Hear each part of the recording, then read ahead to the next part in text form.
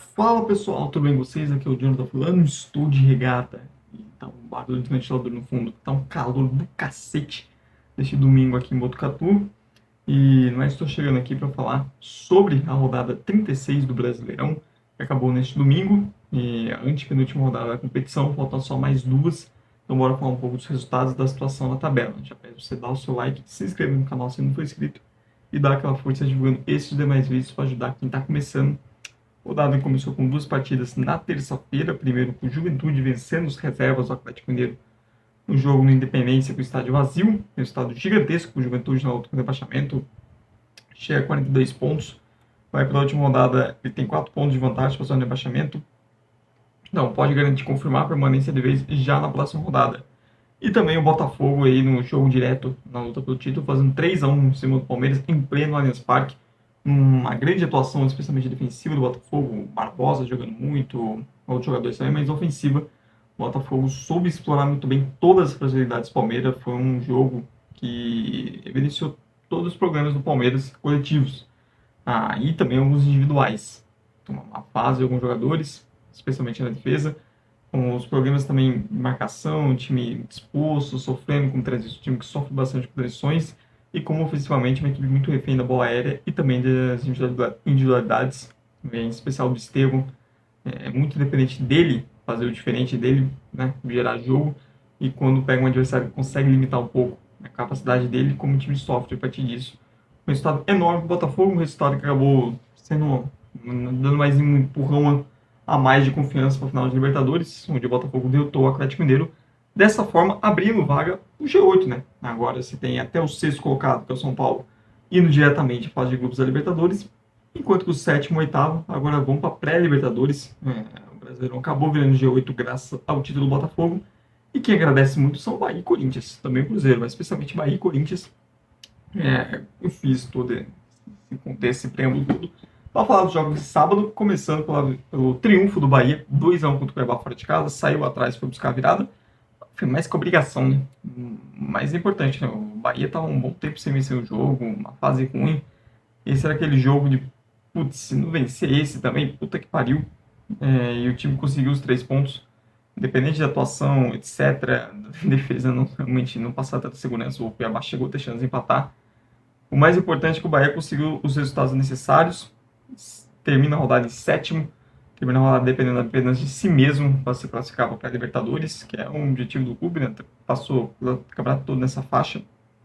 Quem sabe esse resultado não ajude a recuperar um pouco também a confiança do time depois de tanta sequência de jogos sem triunfar.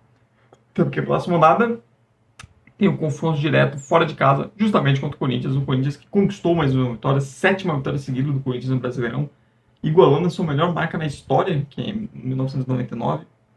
E, cara, é fantástico esse reta final do Corinthians, junto com o Inter, são dois melhores times do Brasileirão. Também tem o Vitória, que terminou muito bem, o Flamengo, são um dos 4 melhores times, e o Botafogo, que apesar de ter empatado bastante, o Botafogo está uma sequência longa esses jogos sem perder. Mas a maneira como o Corinthians está terminando esse Brasileirão é incrível, começa o jogo muito bem, vê o time dar uma queda, desatenção defensiva, mais uma vez, na defesa do Corinthians, pelo amor de Deus. Toma 2 gols do Bolasie, parecia o Criciúma, ia ser aquele resultado em casa, aquele jogo de luta, etc. O time ia conseguir os 3 pontos que seriam fundamentais para o Criciúma na luta contra o rebaixamento, mas volta para o segundo tempo, e assim, o Corinthians volta, e o Corinthians com calma, jogando com calma, botando a bola no chão, a alteração de posicionamento que o Ramon Dias faz de colocar o Renieri como zagueiro pela esquerda, liberando ainda mais o Bidu e o Mateuzinho pelas alas, foi muito importante para o time. O Bidu jogou muita bola, e o Corinthians botando a bola no chão, foi envolvendo o Criciúma, foi cada vez mais crescendo no jogo, e depois que foi o primeiro, parece que o Criciúma sentiu demais o gol, fez o segundo logo depois, e ficou com a impressão que logo ia virar, e virou. Com 2 gols do Yuri Alberto, uma grande bobeira da defesa do Criciúma, depois no contra-ataque. Grande resultado do Corinthians, que, cara, quem diria, o Corinthians depende apenas de si mesmo para chegar à Libertadores e garantir também a Copa do Brasil.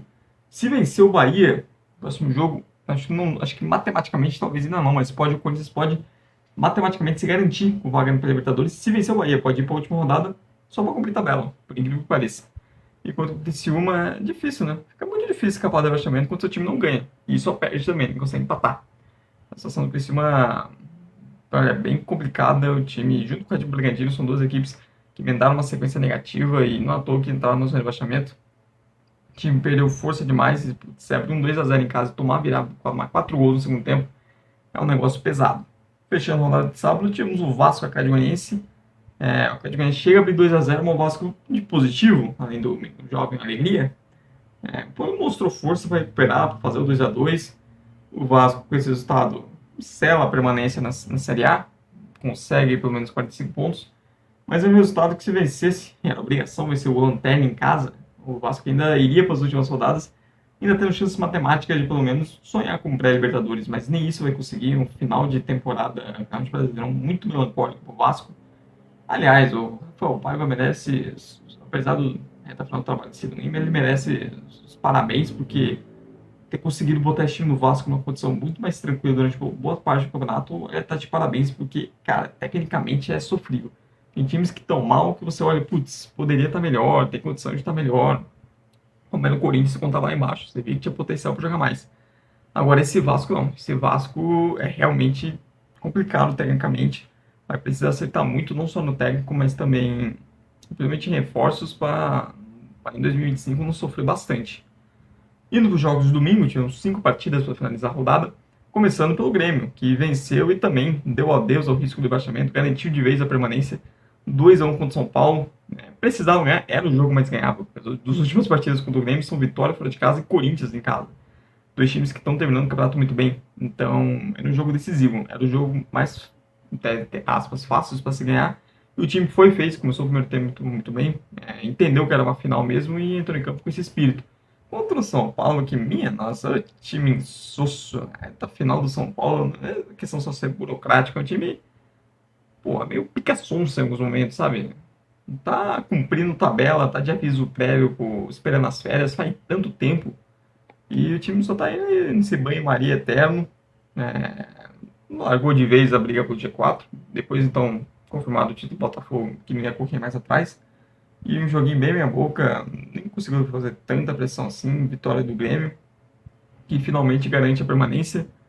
E agora, depois das últimas rodadas, está brigando ali com uma vaga sul-americana, só garantir pelo menos no torneio continental na próxima temporada. Que a Sula vai ter o 14º, né? Só o 15º e 16º do Brasileirão não vão disputar a competição sul-americana no ano que vem. Essa parra de vagas que existem. No mesmo horário, tivemos um ótimo jogo. O Flamengo 3-2 no Inter. O Flamengo faz um primeiro tempo maravilhoso, mostrando todo o potencial ofensivo desse time. E, cara, é impressionante porque o Flamengo tá jogando bem sob o comando do Felipe Luiz nessa reta final da temporada, sem Pedro, sem ter um centroavante de fato.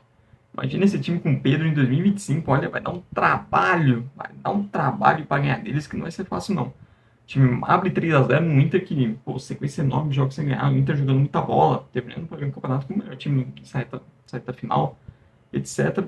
Mas o Inter volta no segundo tempo e volta melhor, consegue fazer 2 gols, e aí o jogo na reta final ganha atenção, porque vira um lá e cá, né? O Flamengo teve chance, o Inter também pressionando e tudo mais. Um ótimo jogo, se esperava um bom jogo de 2 bons times, 2 times que estão jogando bem nessa reta final e mostraram isso, foi um jogo bem legal.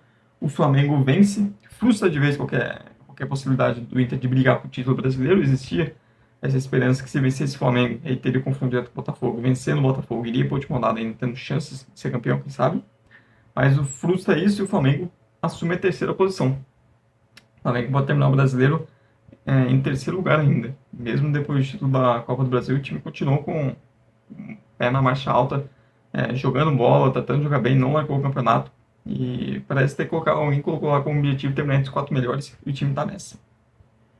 E para os jogos às 6h30 no domingão, temos 3 partidas. Primeiro, o Vitória fazendo 2-0 no Fortaleza. O primeiro Fortaleza. Mas é um joguinho meio frustrante, né? O Fortaleza atingiu um nível de desempenho muito alto no final, primeira metade do segundo turno.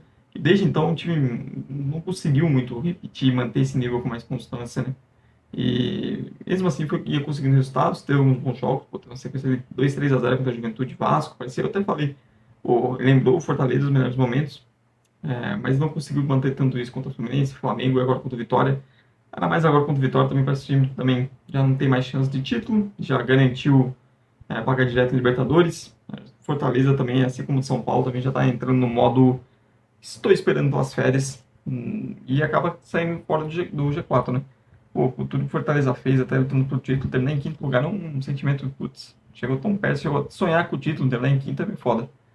Enquanto que o Vitória, assim, que trabalho do Carpini, especialmente no segundo turno. Que trabalho.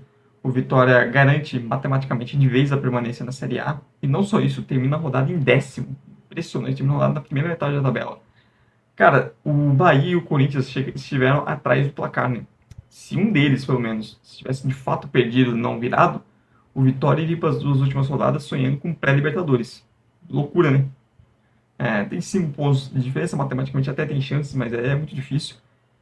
Mas não é impossível, né?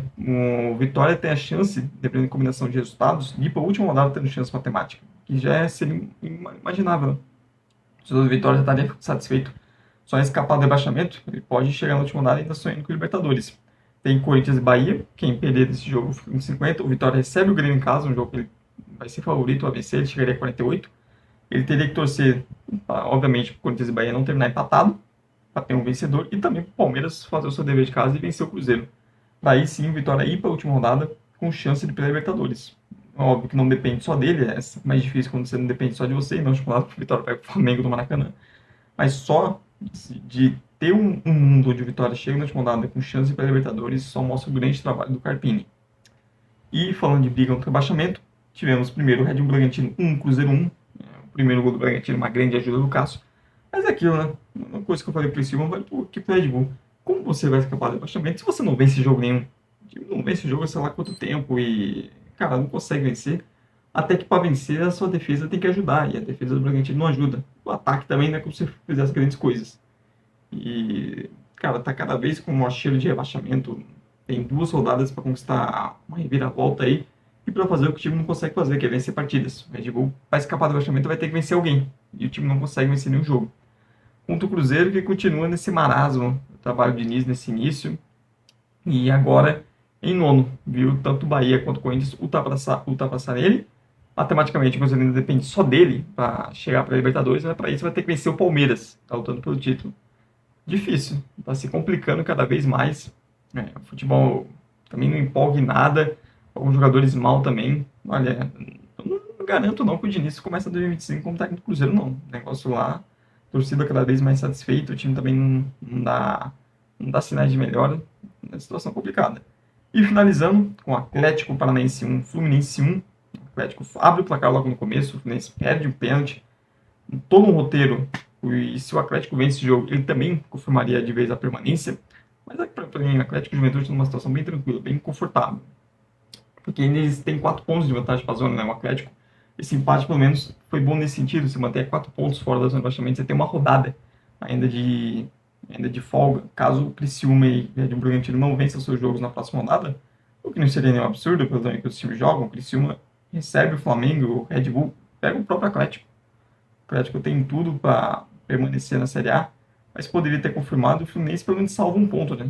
O Alisson, que tinha perdido o pênalti, surgiu para ser o herói e fazer o gol da classificação. Ele teve o Ganso expulso, e o que complica ainda mais. Dá a impressão que a briga no rebaixamento, que chegou a ter um monte de time envolvido, 7, 8 times, nas últimas rodadas pode ser só 3. Hoje times estão mais ameaçados, que são justamente Fluminense, Criciúma e Bragantino, que pode nem chegar a ter briga na última rodada, porque o Fluminense pega o Cuiabá em casa e está só cobrindo tabela, e enquanto tanto o Red Bull quanto o Criciúma tem jogos difíceis. Existe uma chance considerável do Fluminense garantir a permanência na próxima rodada, desde que vence o Cuiabá. E aquilo, né? Tem que vencer, né? Não dá pra ficar só empatando. O Fluminense fez 4 empates nos últimos 5 jogos.